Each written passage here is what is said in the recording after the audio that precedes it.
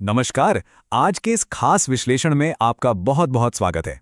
क्या आपके मन में कभी ये सवाल आया है कि केंद्र में सत्तारूढ़ भारतीय जनता पार्टी आखिर और कितने वर्षों तक सत्ता में बनी रह सकती है? क्या उनका ये राजनीतिक वर्चस्व ऐसे ही बिना किसी रुकावट के चलता रहेगा? देश के राजनीतिक गलियारों ने आजकल बस यही चर्चा है, और इस चर्चा को और भी ज्यादा गरमा दिया है एक्सिस माई इंडिया के जाने माने चुनाव विश्लेषक प्रदीप गुप्ता की एक बहुत ही बड़ी और बेबाक भविष्यवाणी ने।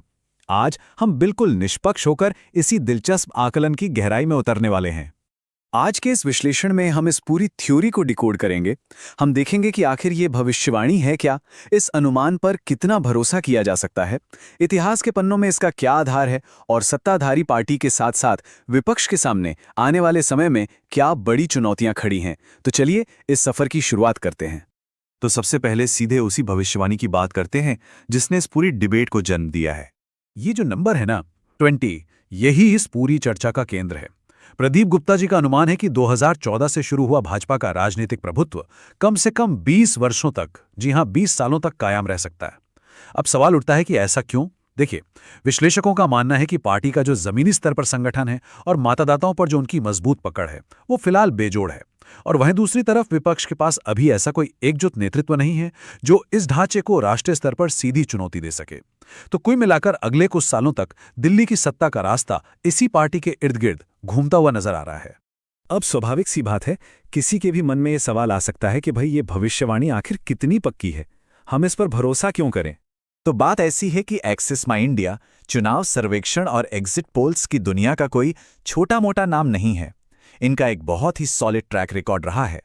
कई बड़े चुनावों में इनके अनुमान बिल्कुल सटीक, या यूं कहें कि वास्तविकता के बेहद करीब साबित हुए हैं। हाँ बिल्कुल, हर विश्लेषक की तरह कभी कभार इनके अनुमान भी चूके हैं, लेकिन एक राष्ट्रीय स्तर की एजेंसी के रूप में इनकी विश्वसनीयता को नकारा नहीं जा सकता। इसीलिए जब ये 20 साल के एक पूरे राजनीतिक चक्र की बात करते हैं तो पूरे देश में इसे बहुत ही गंभीरता से लिया जाता है। इस पूरी 20 साल वाली थ्योरी का आधार समझने के लिए हमें थोड़ा पीछे भारत के राजनीतिक इतिहास की तरफ देखना होगा। आज़ादी के ठीक बाद का वो दौर याद कीजिए। दशकों तक देश में कांग्रेस पार्टी का एक छत्र राज था, है ना? उनका वो प्रभाव लगभग 1977 के आसपास जाके धीमा पड़ना शुरू हुआ था। अब जरा उस दौर की तुलना 2014 के बाद की आज की राजनीति से कीजिए। प्रदीप गुप्ता जी इसी ऐतिहासिक समानता के आधार पर इस राजनीतिक चक्र की बात कर रहे हैं। उनका मानना है कि जिस तरह एक समय में कांग्रेस देश की राजनीति की धुरी थी, बिल्कुल वैसा ही ऐतिहासिक चरण आज वर्तमान सत्ताधारी दल अनुभव कर रहा है। इतिहास खुद को दोहरा रहा है, बस पार्टी का नाम बदल गया है। लेकिन रुकिए, ऐसा बिल्कुल नहीं है कि 20 साल का यह सफर कोई बहुत ही आसान रास्ता होने वाला है। इसके साथ कुछ बहुत ही कड़ी शर्तें भी जुड़ी हुई हैं। इस भविष्यवाणी के साथ ही प्रदीप गुप्ता ने साफ शब्दों में एक बहुत बड़ी चेतावनी भी दी है। उनका कहना है कि यदि प्रदर्शन कमजोर होता है तो मतदाता विकल्प खोजने में समय नहीं लगाते। ये लाइन बहुत गहरी है। देखिए, जब कोई पार्टी लगातार प्रचंड बहुमत से जीतती है तो जनता की उम्मीदें भी उसी रफ्तार से आसमान छूने लगती हैं। अब सिर्फ चुनाव जीतना काफी नहीं है, आपको उस उम्मीदों के पहाड़ पर खरा उतरना ही होगा, वरना जनता अपना मूड बदलने में देर नहीं करती।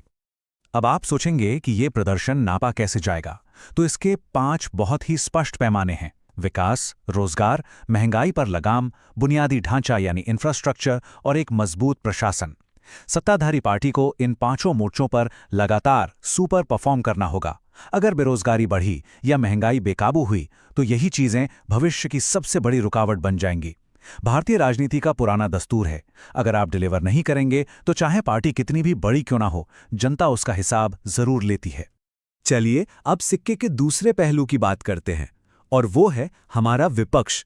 आखिर विपक्ष के खेमे में क्या चल रहा है? विपक्ष इस वक्त एक बहुत ही अजीब संकट से गुजर रहा है। ये बात बिल्कुल सच है कि राज्यों के स्तर पर हमारे क्षेत्रीय दल बहुत मजबूत हैं, उनका अपना एक अलग प्रभाव है। लेकिन जब बात पूरे देश की आती है, जब राष्ट्रीय स्तर पर एक मजबूत एकजुट विकल्प खड़ा करने की बारी आती है, तो वहां मामला अटक जाता है। खासकर मुख्य विपक्षी दल कांग्रेस को अपनी पुरानी कार्यप्रणाली और छवि से बाहर निकलने में अभी भी काफी संघर्ष करना पड़ रहा है।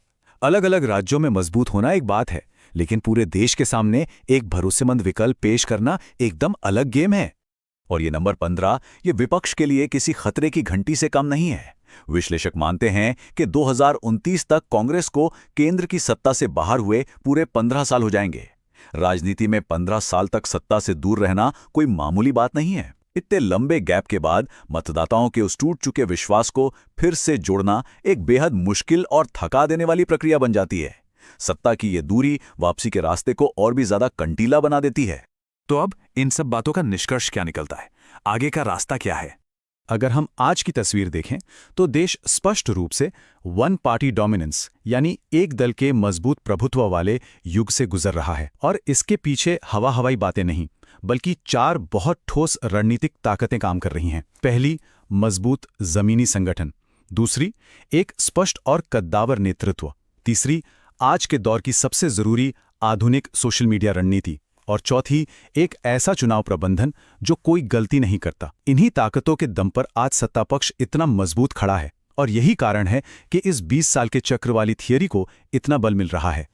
तो अंत में एक बड़ा सवाल यही छूट जाता है कि क्या सच में ये वन पार्टी डोमिनेंस और 20 साल का राजनीतिक चक्र पूरा होगा, या फिर हमारा भारतीय मतदाता, जो अक्सर चौंकाने वाले फैसले लेने के लिए जाना जाता है, वो कोई बिल्कुल नया रास्ता चुन लेगा? राजनीति में कोई भी सत्ता हमेशा के लिए तो होती नहीं।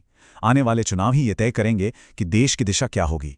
क्योंकि याद रखिए, सारे पोल्स और सारी भविष्यवाणियां अपनी जगह हैं, लेकिन लोकतंत्र की सबसे बड़ी और असली ताकत हमेशा और हमेशा मतदाताओं की उंगलियों पर ही होती है। इस पूरे विश्लेषण पर आपकी क्या राय है, ये जरूर सोचिएगा।